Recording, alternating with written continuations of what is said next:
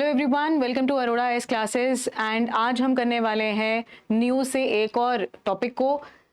News क्या थी जी, हमारी द हिंदू के अंदर आया है एक आर्टिकल जहां पर ये मेंशन किया गया है कि कैग ने ऑडिट किया है और ग्रीन इंडिया मिशन का ये ऑडिट हुआ है, जिसके अंदर बहुत सारे गैप्स यहां पर कैग ने आइडेंटिफाई किए हैं। वो क्या क्या चीज़ें हैं डिटेल में हम इस सेशन के अंदर आगे कवर करने वाले हैं।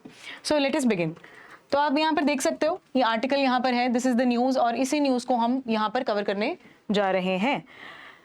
पॉइंट वाइज कवर करेंगे। सबसे पहले ग्रीन इंडिया मिशन है क्या, उसको अंडरस्टैंड करते हैं। सो देखो, ये मिशन जो है ये लॉन्च हुआ था 2014 में, और ministry of environment and forest and climate change जो है इसके अंडर इस मिशन को लाया गया था। फाइन।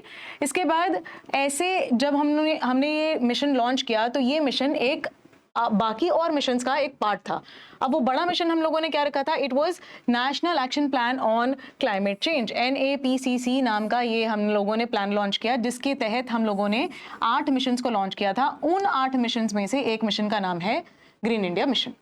राइट, कब हुआ? 2014 के अंदर। अब ब्रॉड ऑब्जेक्टिव्स इसके क्या क्या थे, तो जो मिशन को यहाँ पर कैग ने ऑडिट किया है उस मिशन के अंदर बातें क्या क्या थी, क्या ब्रॉड ऑब्जेक्टिव्स रखे गए थे, उसके ऊपर हम लोग पहले बात करते हैं, फिर हम कमियों को देखेंगे। सो पहला यहाँ पर ऑब्जेक्टिव ये था कि हमें अपने फॉरेस्ट कवर को क्या करना है, 3 चीजें करना है, प्रोटेक्ट करना है, रिस्टोर करना है, एनहांस करना है। वर्ड्स बड़े मैटर करते हैं एग्जाम के अंदर, प्रीलिम्स में यूपीएससी वर्ड्स के साथ थोड़ा खेल लेती है। राइट, तो पहली चीज क्या आई कि प्रोटेक्ट करना है, रिस्टोर करना है, एनहांस करना है फॉरेस्ट कवर को। दूसरा, हम लोगों को फॉरेस्ट और ट्री कवर जो है उसे इंप्रूव करना है, और उस साथ में सिर्फ नंबर नहीं, उसका क्वालिटी भी इंप्रूव करना है। तीसरा, बायोडाइवर्सिटी को एनहांस करना है। इकोसिस्टम सर्विसेज जो है, मतलब ऑन द होल आपको बायोडाइवर्सिटी पे काम करना है। फाइन, सिर्फ प्लांट्स का, फॉरेस्ट का तादाद बढ़ाकर या उसका क्वालिटी बढ़ाकर काम नहीं चलेगा। उस फॉरेस्ट के साथ जुड़ा हुआ जो इकोसिस्टम है, जो वाइल्ड लाइफ है, उसको भी आपको साथ में लेकर चलना होगा।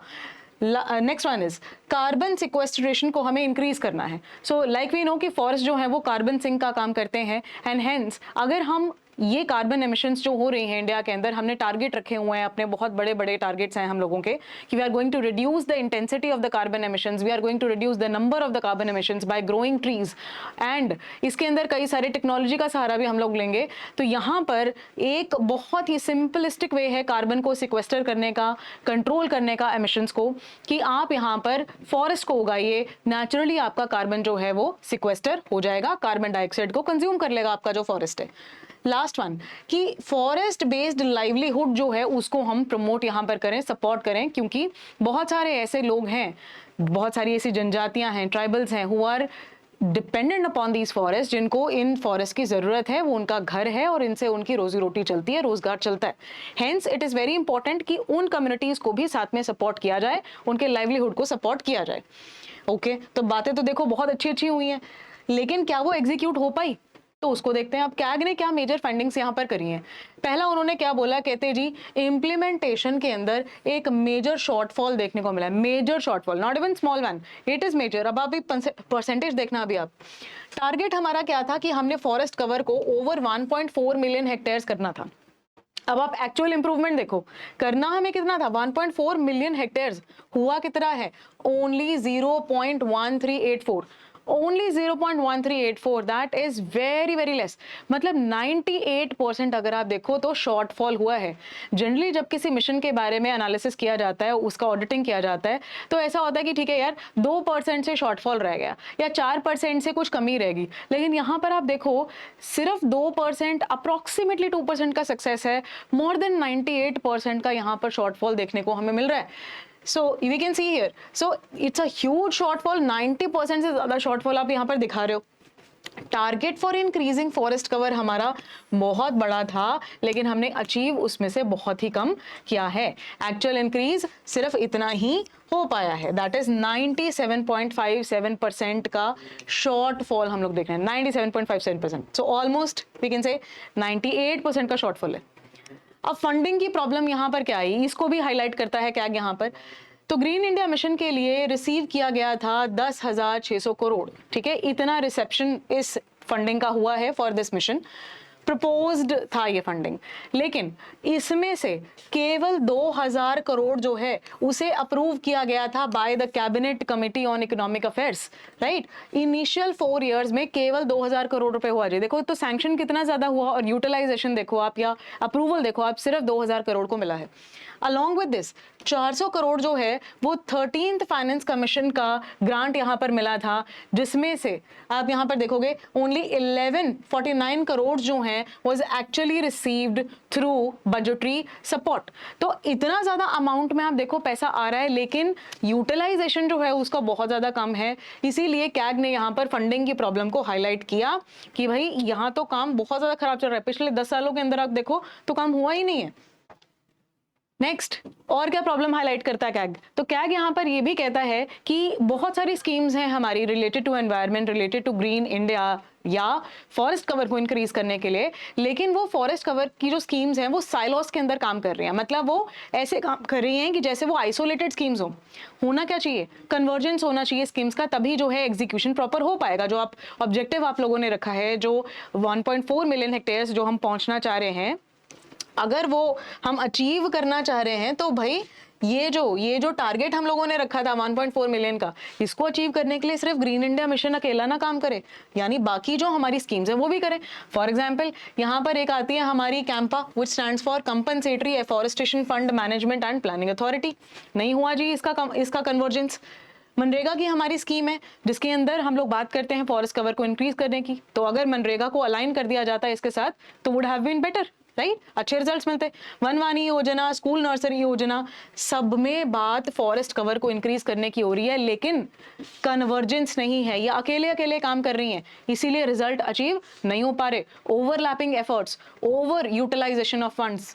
रादर आप ये भी देखोगे कि यहाँ पर judicious use of the resources नहीं हो पा रहा है। पैसा आप लगा रहे हो लेकिन उसका आउटपुट जो है नहीं आ रहा है। एक तो लगाया ही कम है, जितना रिकॉर्ड था उससे आपने कम लगाया, लेकिन अब वो भी जो लगाया है वो भी जुडिशियसली नहीं लगाया गया, सही तरीके से नहीं लगाया गया, क्योंकि आपका प्लानिंग नहीं है, प्रॉपर आपका कन्वर्जेंस नहीं है। अगली प्रॉब्लम यहाँ पर क्या थी? Monitoring and financial control. Weak monitoring mechanism है, कुछ चेक करने के लिए है नहीं अथॉरिटी भाई प्रॉपर्ली कि भाई पैसा कितना आया, कितना कहाँ लगाना है, कब लगाना है। डेफिशिएंसीज हैं प्लानिंग के अंदर। 8 स्टेट्स तो ऐसी हैं जी जिन्होंने अभी तक किसी प्रकार का कोई एनुअल अकाउंट बनाया ही नहीं। ये क्या दिखाता है कि there is no check on the states, there is no proper checking, there is no proper analysis, there is no proper planning, कि देखा ही नहीं जा रहा है भाई कि कितना कौन सी स्टेट परफॉर्म कर रही है, और अगर किसने नहीं दिया तो ध्यान ही नहीं है किसी का। सम अकाउंट्स वर अनऑडिटेड, ये पे देखो अनऑडिटेड चल रही हैं। कंटेंट डिस्क्रिपेंसीज, देखो जहां पर भी ट्रांसपेरेंसी का लैक हो जाएगा, जहां पर ट्रांसपेरेंसी का लैक हो गया, आप ऑब्जर्व करोगे कि वहीं पर अकाउंटेबिलिटी का प्रॉब्लम आ जाएगा, राइट।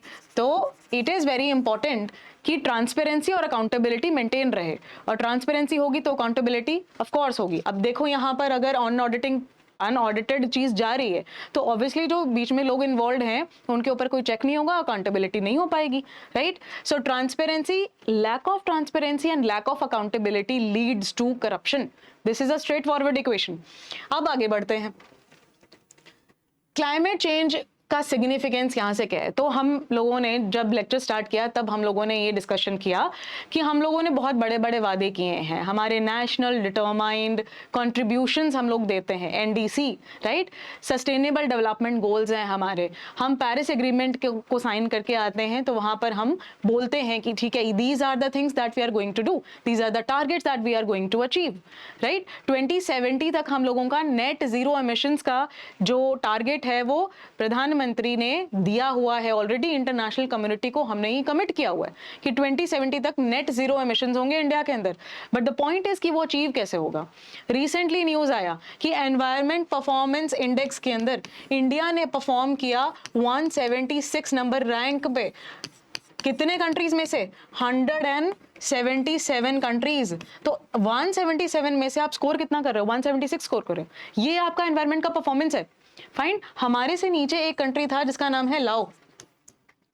अब देखो हर चीज एक गलत दिशा की तरफ इशारा कर रही है क्या, कि थिंग्स आर रॉन्ग। तो ऐसा तो नहीं है कि रैंक जो है वो गलत आ गया, कई बार इस तरीके का क्रिटिसिज्म आता है कि भाई सही तरीके से रिकॉर्ड नहीं हुआ था। सरकार भी समटाइम्स ऐसी बातें बोलती है कि the data was not fine, NGOs collect करते हैं डेटा, वो ट्रांसपेरेंट डेटा नहीं था। बट आप देखो कैग ने भी ऑडिटिंग करके बता दिया कि चीजें जो हैं वो स्ट्रीमलाइंड तरीके से नहीं चल रही हैं। तो कहीं ना कहीं तो एक्चुअल में प्रॉब्लम है, तभी हमें इंटरनेशनल प्लेटफॉर्म से भी एनवायरमेंट परफॉर्मेंस इंडेक्स के अंदर भी हमें नहीं अच्छा रिजल्ट मिला। और अब कैग ने भी बोल दिया कि यार फॉरेस्ट कवर जो है वो नहीं अचीव हुआ ग्रीन इंडिया मिशन के तहत, बावजूद इसके कि इतने पैसे जो हैं वो रिलीज किए गए थे। फाइन, अब यहाँ पर हम क्या सीख सकते हैं कि क्लाइमेट चेंज से सिग्निफिकेंस क्या है। तो अगेन यू सी कि ग्रीन इंडिया मिशन जो है हमारा वो कंट्रीब्यूट करता है किसमें, एनडीसी की कमिटमेंट्स में, जिसमें हम बात करते हैं कि we are going to increase this forest cover, we are going to reduce the carbon emissions by 45%, intensity reduce करनी है हम लोगों ने, राइट, पेरिस एग्रीमेंट के तहत नहीं किया। India has committed creating an additional carbon sink of 2.5 to 3 billion tons of carbon dioxide। इतना कार्बन सिंक हम लोगों ने क्रिएट करना है। वो कार्बन सिंक क्रिएट कैसे होगा? One of the way is कि आप फॉरेस्ट कवर को इंक्रीज करो, ठीक है, वो एक तरीका हो सकता है। अब ये सारी चीजें कैसे हो पाएंगी 2030 तक, जब आपका परफॉर्मेंस इस तरीके का होगा, राइट? इसके ऊपर बहुत बड़े सवाल उठाए जा रहे हैं और अब सरकार को एक क्लियर एक्शन यहाँ पर लेना जरूर होगा, नहीं तो चीजें जो हैं वो डिरेल हो जाएंगी और फिर हम संभाल नहीं पाएंगे। हमेशा एक डिस्कशन चलता है और यूपीएससी पॉइंट ऑफ व्यू से भी ये बहुत इंपॉर्टेंट है। हालांकि ये एनवायरनमेंट की बातें हो गई, ज्योग्राफी की बातें हो गई, लेकिन एथिकल पॉइंट ऑफ व्यू से भी ये बहुत इंपॉर्टेंट है, जहां पर बातें होती हैं डायलेमास की, जहां एक तरफ आपके सामने है एनवायरनमेंट और दूसरी तरफ है आपके सामने डेवलपमेंट। तो आप दोनों में से किसे चूज करेंगे? क्या आप मिडिल पाथ निकालेंगे? रिसेंटली महाराष्ट्र के अंदर न्यूज आया कि बहुत बड़े स्केल के ऊपर फॉरेस्ट जो है उसे कट किया जा रहा है फॉर डिफरेंट प्रोजेक्ट्स। अरावली का बहुत बड़ा इशू हम लोगों ने पास्ट में देखा है, वह सुप्रीम कोर्ट ने इंटरफेयर किया वहां पर, वहां तक वो केस गया, सुप्रीम कोर्ट ने अपना व्यू पॉइंट रखा कि भाई कैसे होना चाहिए। द कम्युनिटी, द आम जनता is not ready to accept this destruction of the environment. क्यों? क्योंकि मालूम है कि फ्यूचर जनरेशंस जो हैं वो डिपेंडेंट है इसके ऊपर। हम लोग सब कुछ यूटिलाइज कर लेंगे तो हमारे आने वाली जो पीढ़ी है, हमारी जो जनरेशन है, व्हाट दे विल यूटिलाइज, उनके लिए कुछ बचेगा नहीं। Again the concept of sustainable development जो है उसे सिर्फ बोलना काफी नहीं है, we have to implement it in real terms, तभी हमें रिजल्ट्स मिलेंगे, राइट?